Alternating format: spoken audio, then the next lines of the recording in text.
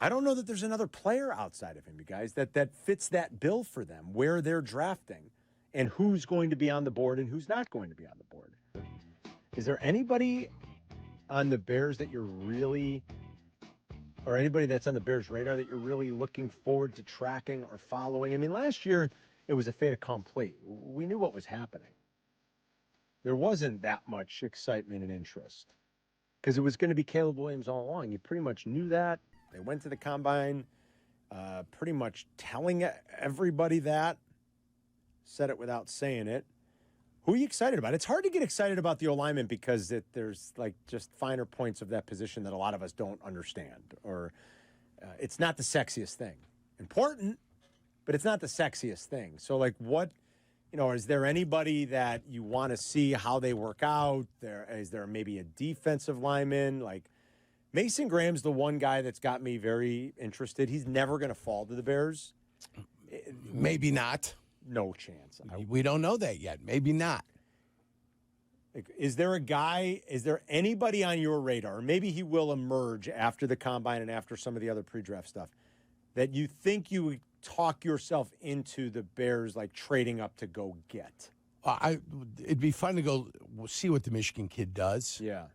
And see what the disparity between the 40 and the 20 shuttle are. He's a strong kid. He's a quick kid. Strong, he looks quick, too. He's strong. So the numbers at the combine will only support everything that you've seen on film. What he does on film is going to be that's the key. Better than everything. I just want to see what his 20 shuttle and what his 40 are and what's the disparity and what does the 10 look like. And most guys just look at the 10 time for the big guys. Mm-hmm. What's the 10 time? Do they got it and can they change direction? Right, that's it, really. Because you don't need the 40 as much as you need the 10 for the big guys that are going to be playing inside, right? Mm-hmm. And as far as offensive line goes, the only one that's probably going to be gone is the kid from LSU. Seems like it. Will Campbell. Yeah. Yeah. And then after that, I don't need a defensive back. I don't need a linebacker. I need an offensive lineman and a pass rusher. Yeah. Is there a guy that you're already like getting yourself psyched up for and you say the Bears should go up to get this guy? Graham seems to be the one. I wouldn't mind trading back. Of course you wouldn't. There's an offensive lineman that you like. You know me. I wouldn't mind dropping 8 positions. Look, the Bears aren't going up far enough to get Abdul Carter, so forget that. That ain't happening. And he's maybe like number 2 guy off the board, exactly. right? That's not happening. Yeah. So that one's, forget it, because that's pie in the sky. You don't, like, could you go up a few spots if you see Mason Graham falling and you want to give up one of your 2 second-round picks? I'm more like, as much as Jurko's always inclined to say, hey, I'll move back and accumulate picks, I am very much like, keep your draft picks. Whether you do well with them or not, I know Waddle's made that point a lot. Like, if you're never going to do anything with them, what's the point? Like, and I see that side of the argument, but like, if I think about roster construction and building teams and what the good teams generally do, like, use your draft picks and develop your talent. That is, I think that's the simplest, safest, best way to do these types of things. Keep your draft picks. And it's not always that you have, where is it, guys? 3 in the top 41? Do I have that right? Whatever it is. Like, it's not always going to line up that way. That's a beautiful advantage. Yes. Keep your draft picks. Period. And use them wisely. Just be good at your job. Yeah, use them wisely. Be good at your job. And develop them.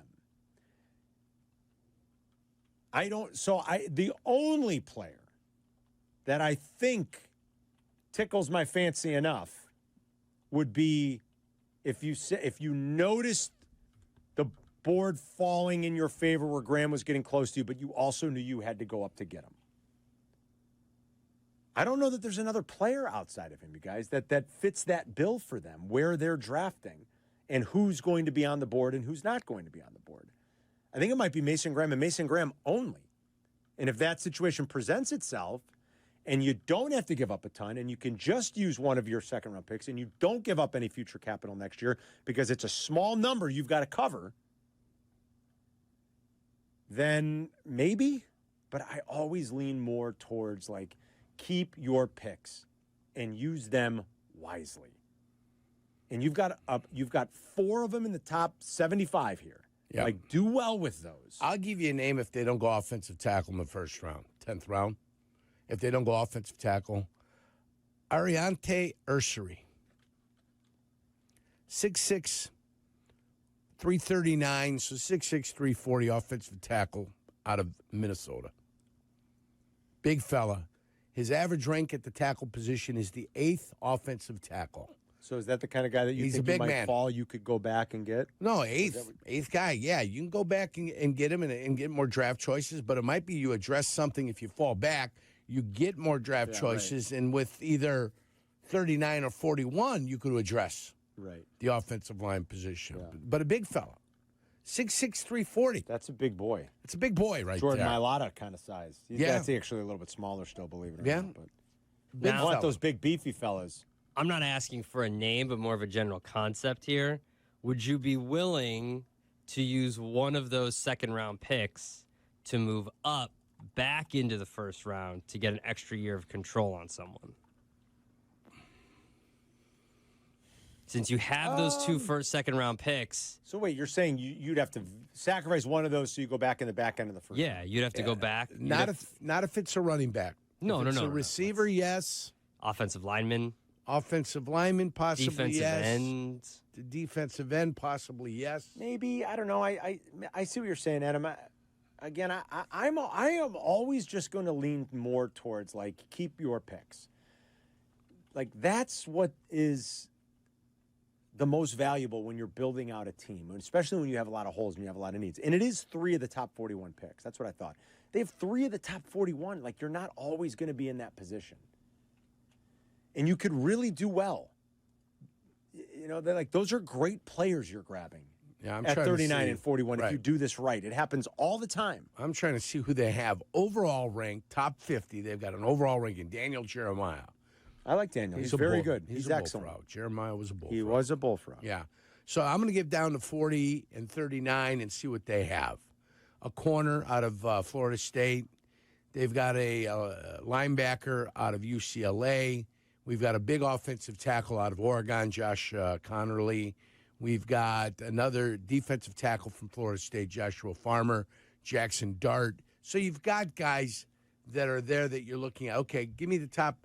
Maybe they're not the ones that are exactly going in exactly that same spot, but Quinshawn Judkins, the running back from Ohio State, is in that neck of the nape.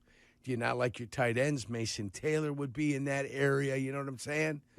Henderson, the other Ohio State running back, is going to be there. So that's what you're looking at when you're all the way back there. You know, you kind of got to have an idea of what the names are that are going to be floating back there. That gives you a little bit of a thought process of what you can or you can't go after. A lot of Ohio State guys going no kidding. At the end of the first, beginning of the second. Wow. Always, Jurko. Alabama, Ohio State, Florida, Georgia. They're all there. Oh, yeah. They're all there. So I would prefer if I don't like what it's coming to me at 10. Move out. I like to move out. I'd like to get more draft choices, including next year. Yeah. Why not? I like the idea of lots of draft picks. Yes. Does not bother me. The teams that do well normally have lots of them. They take a bunch of swings. Right. Except for the Blackhawks. They've done it and have had a lot of picks in the last 4 years. And we're still waiting, watching the clock. It's 4 o'clock. We're still waiting. Stop. Yeah. You know, the miss rate is so high even for the teams that are good at it. Yeah. That's why you want as many swings as possible, right? Like, that's why you want to be That's able what to I'd like, play. yeah. So you could hopefully do well. And there's Caleb Johnson back there, too, the kid out of Iowa. I like Caleb Johnson. Yeah, People sure. got a little something for. Yeah, look, they're going to – I would think they address that running back room at some point during the draft. It's a deep draft for running backs. I just don't think you should do it with your first pick, but that's me. I know that's you too. Is there a player you're eyeing up or identifying, or you want to see how the combine goes, particularly because you're interested in somebody? Free agency. That's all. I want to see free agency. The combine's fun to watch and look at the numbers and go, ooh, all that great stuff. I think you see more fast times out of defensive tackles and offensive linemen than you've seen in the past. Just they're better athletes. They train for it more. Better athletes. Yeah. They train for it now. Yeah. They also can take a guy like Keith Traylor. If Keith Traylor would have been a linebacker and you could project him as a defensive tackle and you could see what Traylor ran in college and at the combine, and you could project that to being a defensive tackle, I think guys now realize, hey, either I'm going to gain that weight or I'm not going to gain that weight, and this is what I'm going to be when I get in the pros. So let's get about the business of doing it. But I think guys are more athletic young and retain that athleticism as they get bigger. Yeah.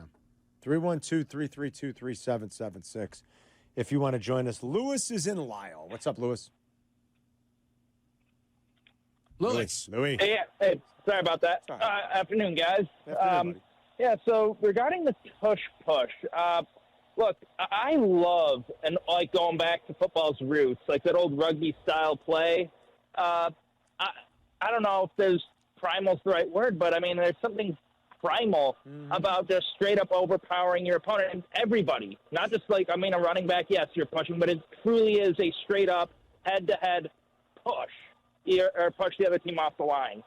My only gripe with it is, and I know other people have said it, is it's unbalanced. Either allow the defense, like linebackers, to push linemen, or like I don't know if you allow defenders to push each other, you'd replace a linebacker with another lineman, so they are just pushing each other, or one lineman's pushing another to get into the backfield. You have to allow it. You can't. The way it's set up is the equivalent of, if you ask me, allowing a wide receiver to push off and like knock down a defender while going up for the ball, while a defender makes any contact with the receiver, and it's a penalty. Yeah. That's all. I love the play. I just think that there needs to be a way to balance it out. Yeah, you think it's too far skewed to benefit the offense, I guess. I get what you're saying, Lewis. Yeah, thank you very much. I mean, is there a way to combat that alignment with just putting your biggest, strongest guys on defense in a very similar alignment and pushing the same way? Is there anything in the rules that, you know what I'm saying? I think Neil deGrasse Tyson broke it down for you. They know the count. They get the forward they're always momentum. going to get the advantage. And then that way, when you're starting to lose it, Right. you go for desperate measures, and the desperate measures are always the wrong measures. They fail even more. Yeah. Yeah. Yeah, it's a tricky one, I guess. It's like jumping on top of an avalanche. It's not going to do you much good. Not going to do any good. Yeah, you're going down the mountain. At the end of the day. You're going down the mountain. It's not going to do you any good. Raul's in Lions. Hey, Raul, what's up? What's going on, guys? Yeah, man, listening to the draft, I'm excited. I'm thinking they should play it safe, go all in, spend about $50 million on the offensive line and free agency, and try to go get that Graham guy in the trenches. Other than that, I mean, the obvious, you see what Philadelphia did. They got 3 levels of excellent play from their, like, real rookie class, from the lineman to Nolan Smith Jr. and safety. I mean, let's just go safe, because obviously Darnell Wright was pretty good, but he was giving free passes, and there's no time to be drafting no tackles and giving a projection of he's going to be the next thing or the next Colombo. I hope he takes like a huge jump this year, Raul. That's a good point. Like I want Darnell Wright to start to look more like a true stud. I mean, he's good, I guess, right? Darnell Wright's good. Is he great? Is he even close to being great yet? I don't know. No, but you can watch Penei Sewell and you can go, man, that guy's great. I think there's been in the PFF grades, there's been a counting of the hesitancy of the quarterback to get rid of the football. Yeah. It's the one thing that has plagued quarterbacks with the Chicago Bears was they want to hold the football too long. And they take that into account when grading the offensive line for the Chicago Bears and kind of give you an idea of what they are, what they aren't. I don't think Darnell Wright gets lambasted in PFF either. No, not really. I don't think he does. Can he be better? Average. Yeah, I think he can be better. Yeah. Absolutely. I hope.